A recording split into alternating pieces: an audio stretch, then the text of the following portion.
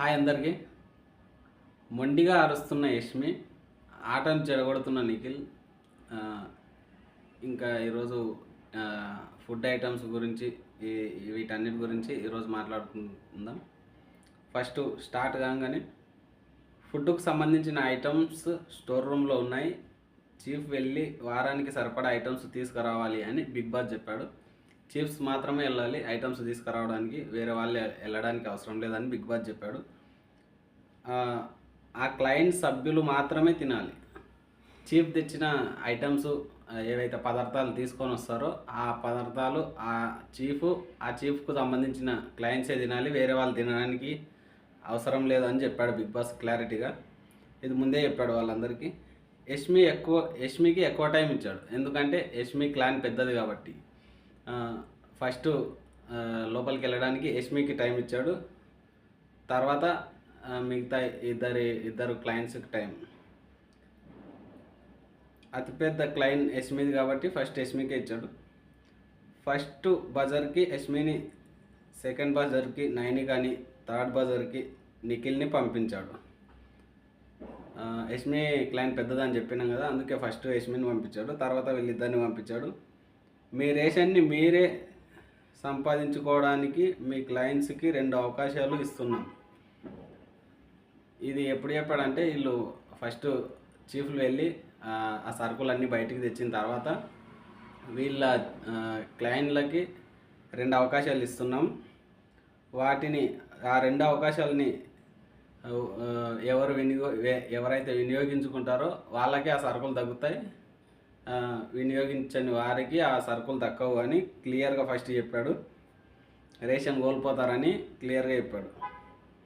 Game start అయింది. ఇలాంటి గేమ్లు పెట్టాలంటే బిగ్ బాస్ మాత్రమే పెట్టగలరు, ఎందుకంటే వాళ్ళకు గొడవ ఎలా పెట్టాలో బిగ్ బాస్కు తప్ప ఇంకెవరికి తెలియదు.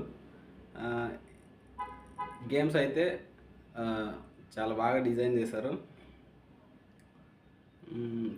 ఫస్ట్ గేమ్ విన్నర్స్ అఖండ టైం వాళ్ళు గెలిచారు. ఫస్ట్ గేమ్ విన్నర్స్ అఖండ టైం వాళ్ళు గెలిచారు, జెన్యున్గా గెలిచారు, బాగానే ఆడారు అఖండ టీం వాళ్ళు.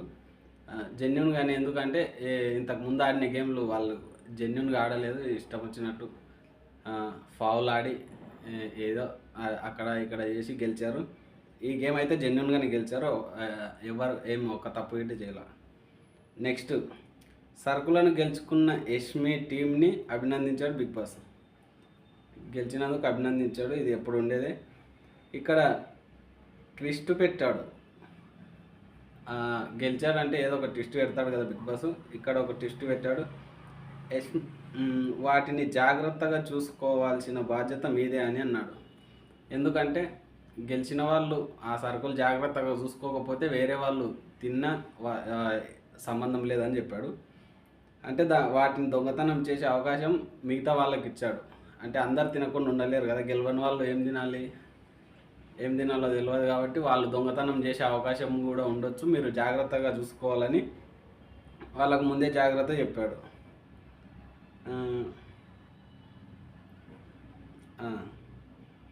దొంగతనం చేయొచ్చని వాళ్ళకు ఒక రకంగా ఇంటిచ్చినట్టే. సోనియా ఎందుకు ఏడుస్తుందో తెలియదు, వీళ్ళు ఎందుకు హగ్ చేసుకుంటున్నారో తెలియదు, ఎందుకు ఏడుపు ఆపిందో తెలియదు. సోనియా ఏడుస్తుంది, అబ్బాయి వెళ్ళి హగ్ చేసుకున్నాడు, అయిన మానల. నెక్స్ట్ నిఖిల్ వెళ్ళి హగ్ చేసుకున్నాడు. వీళ్ళందరూ హగ్ చేసుకున్న తర్వాత ఏడుపు ఆపింది. ఆ ఏడుపు ఎందుకు ఆపిందో తెలియదు, ఎందుకు స్టార్ట్ చేసిందో తెలియదు, ఎవరితో ఆడుకుంటుందో తెలియదు. ప్రతిసారి సోనియా గురించి వచ్చినప్పుడు రతిక గురించి వస్తుంది, ఏ రతికలాగానే బిహేవ్ చేస్తుంది. ఇట్లా చేస్తే ముందు గేమ్లో చాలా ప్రాబ్లమ్స్ వస్తాయి సోనియాకు.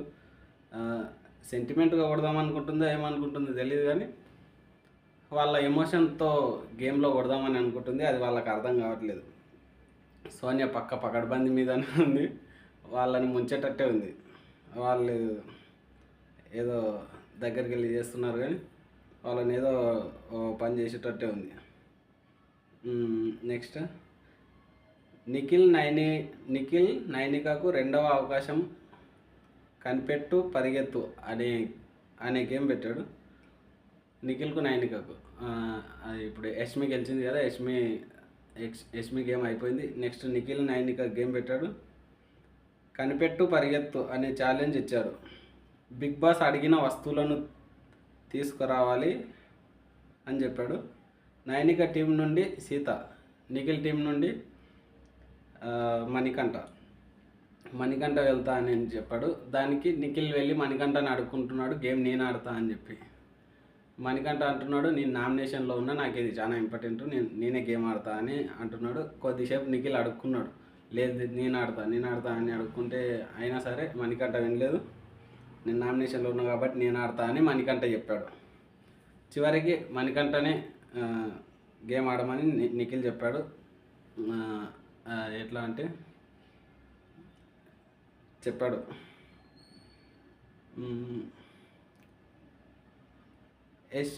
యష్మి సంచాలకుగా వ్యవహరిస్తుంది. దీనికి ఈ గేమ్కి యష్మిని సంచాలకుగా పెట్టారు. ఫస్ట్ సీత అంటుంది, యష్మితో అంటుంది సీత, ఎవరిది దగ్గరగా ఉంటే వాళ్ళది తీసుకుంటావు కదా అని చెప్పింది. ముందే సీత కొంచెం క్లారిటీ తెలుసుకుంది. ఎందుకంటే యష్మి తర్వాత అర్చి అబద్ధాన్ని నిజం చేసేలా కొంచెం కాన్వర్జేషన్ పెద్దగా చేస్తుంది కదా, దాన్ని ఆలోచించి సీత ముందే అడిగింది, ఎవరి దగ్గర ఉంటే వాళ్ళే తీసుకుంటావు కదా అని అడిగింది. దానికి యష్మి అవునని చెప్పింది. అవునని చెప్పిన తర్వాత గేమ్ స్టార్ట్ అయింది. బిగ్ బాస్ చెప్తున్నాడు ఏమేమి తీసుకురావాలని చెప్పి. ఫస్ట్ చెప్పింది మైదా పిండిది చెప్పాడు. ఇద్దరు వెళ్ళి తీసుకొచ్చారు. వైట్గా ఉన్న 3 పిండిలు పెట్టారు, 2 పిండిలు ఇద్దరు తెచ్చారు. దానికి కెరటం టీం వాళ్ళు విజేతలుగా నిలిచారు. నెక్స్ట్ శనగపప్పు తెమ్మని చెప్పాడు. శనగపప్పు తెమ్మన్నప్పుడు అంతులేని వీరులు గెలిచారు. నెక్స్ట్ 250 గ్రామ్స్ మర్మరాలు తెమ్మని చెప్పాడు. ఇద్దరు తెచ్చారు. ఒకరివి 290 గ్రామ్స్ వచ్చాయి, మణికంఠ 290 గ్రామ్స్ వచ్చాయి, 370 గ్రామ్స్ సీత వచ్చాయి. దీని కాడ గొడవ జరిగింది. యష్మిని సంచాలకుగా పెట్టారు కాబట్టి దీనికి ఇద్దరికి పాయింట్స్ ఇవ్వను, ఇద్దరిది ఎవరికి కరెక్ట్ రాలేదు అని అన్నప్పుడు దగ్గరగా ఉన్నది తీసుకోవాలి. దానికి యష్మి అట్లా చేయట్లేదు, నేను దీనికి ఇద్దరికి పాయింట్స్ ఇవ్వనని చెప్పింది. యష్మి బిగ్ బాస్ ఎవరు కరెక్ట్గా తీసుకురాలేదని చెప్పింది.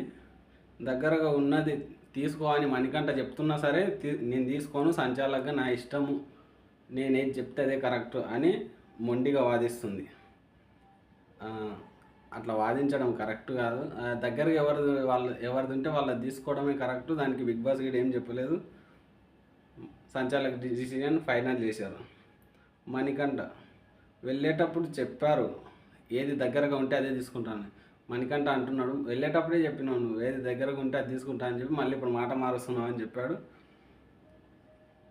దాన్ని బిగ్ బాస్ ఏం చెప్పాలా, అది అక్కడితో ఎండ్ అయిపోయింది. బిగ్ బాస్ తర్వాత ఐటెం పేరు నెయ్యి చెప్పారు. దీనికి అంతులేని వీరులు విజేతలుగా నిలిచారు. నెక్స్ట్ టమాటో బాస్కెట్లో యాపిల్ పెట్టి యాపిల్ తీసుకురమ్మని చెప్పారు. దీనికి కెరటం టీం వాళ్ళు విజేతలుగా నిలిచారు. నెక్స్ట్ మిర్చి బజ్జీలకు అవసరమయ్యే పదార్థాలు అని ఒక బౌళ్ళల్లో కొన్ని పదార్థాలు పెట్టారు. ఆ పదార్థాలు తీసుకురమ్మని చెప్పాడు. దీనికి అంతులేని కెరటాలు అంతులేని వీరులు విజేతలుగా గెలిచారు. యష్మి వల్ల కెరటం టీం వాళ్ళకి ఒక పాయింట్ తగ్గింది. యష్మి ఇక్కడ తప్పు చేసింది. ఫస్ట్ అట్లా చేసి ఉండకూడదు.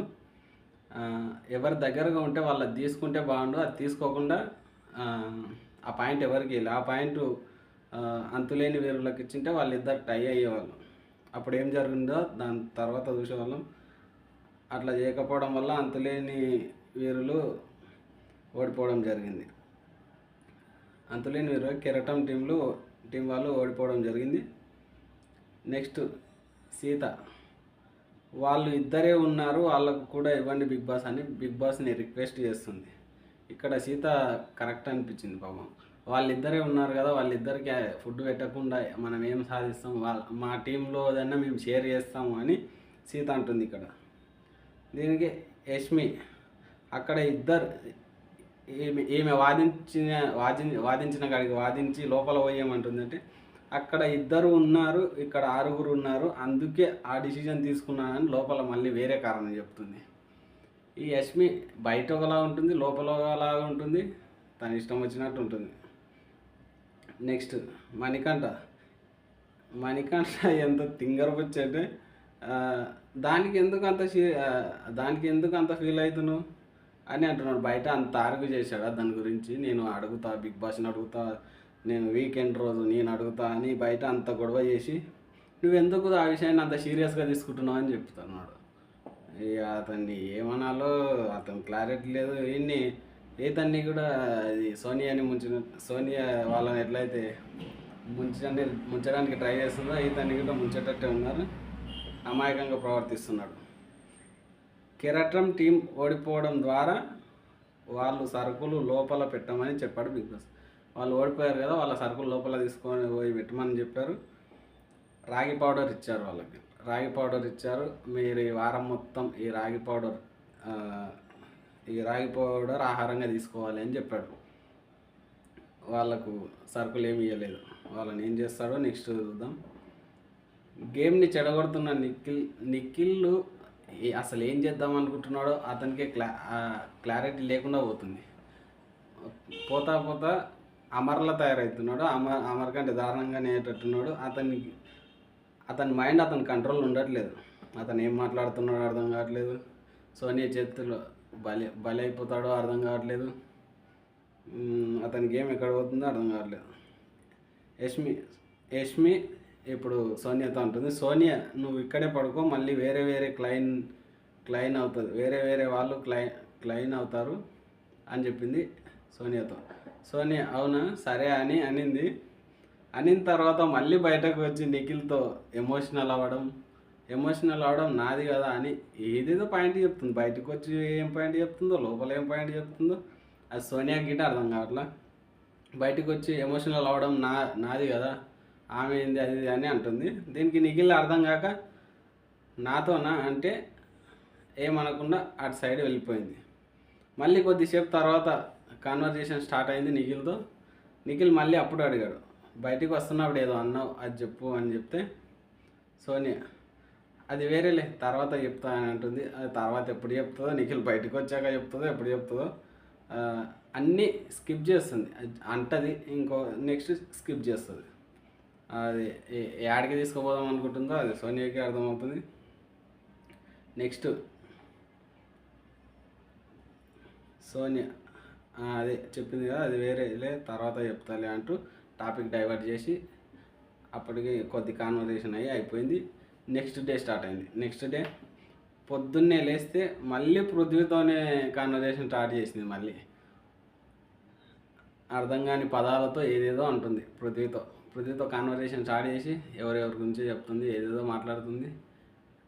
నాకు యష్మికి నోటితోలా అనిపిస్తుంది. నాకు ఎందుకో వీళ్ళ గురించి వాళ్ళ గురించి వీళ్ళ దగ్గర చెప్తూనే ఉంటుంది. గేమ్ ఏడు వరకు తీసుకోదాం అనుకుంటుందో తనకే అర్థం కావాలి. నెక్స్ట్ తర్వాత తిన్నారు, వండుకున్నారు, అంతా అయిపోయిన తర్వాత మళ్ళీ బిగ్ బాస్ కెమెరా సోనియా మీద పెట్టాడు. ఈ బిగ్ బాస్ సోనియా ఫుటేజే ఎక్కువ పెడుతున్నాడు. ఎందుకో ఎపిసోడ్లో సగం ఫుటేజ్ సోనియాదే ఉంది. సోనియా ఎక్కడ కాన్వర్జేషన్ స్టార్ట్ చేసినా ఏమైనా పాయింట్లు దొరుకుతాయని పెడుతున్నాడో ఆ ఫుటేజ్ మాత్రం సోనియాదే ఎక్కువ ఉంటుంది. సోనియా మీదకి వచ్చింది, అయిపోయింది. ఇక్కడ అభయ్ సోనియా మాట్లాడుతున్నారు.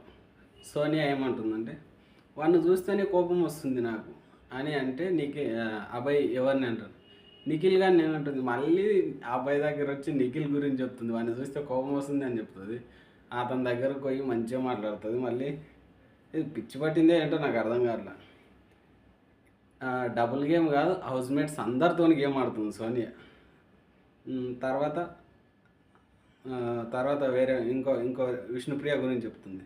రెచ్చగొట్టాలంటే వీళ్ళిద్దరే, విష్ణుప్రియ ప్రేరణ అని మళ్ళీ అబ్బాయితో చెప్తుంది. రెచ్చగొట్టాలంటే వీళ్ళిద్దరే, వీళ్ళ తర్వాత ఎవరైనా అన్నట్లే చెప్తుంది. ఆ నోరు ఊకుండదో ఏంటో నాకు అర్థమే కాదు. ఏదో ఒకటి ఏడుస్తూనే ఉంటుంది. అన్ని నామినేషన్కి పాయింట్స్ ఇచ్చే కారణాలే ఉంటాయి. నెక్స్ట్ అభయ్ అంటున్నాడు, ప్రేరణ మెచ్యూరిటీగా రెచ్చగొడుతుంది, విష్ణు చీప్గా రెచ్చగొడుతుంది అని ఏడు ఈతను ఊకుండా ఆమె దారిలోనే పోయిండు, సోనియా దారిలోనే పోయి ఈయన ఒక మాట ఇచ్చిపెట్టాడు. ఆ వీడియో వాళ్ళకు చూపెట్టారనుకో వీళ్ళు నామినేషన్లో పక్కా ఉంటారు. ఏమన్నానంటే ప్రేరణ మెచ్యూరిటీగా రెచ్చగొడుతుంది, విష్ణు చీప్గా రెచ్చగొడుతుంది అంటే రెచ్చిపోయేటప్పుడు నీకు తెలియలేదా? రెచ్చిపోకుండా ఉంటే అయిపోతుంది కదా. వాళ్ళు చీప్గా రెచ్చగొడుతున్నారా, మెచ్యూరిటీగా రెచ్చగొడుతున్నారా? రెచ్చిపోకపోవడం నీకు ఉంటుంది. నువ్వు రెచ్చిపోకుండా ఉంటే అయిపోతుంది కదా.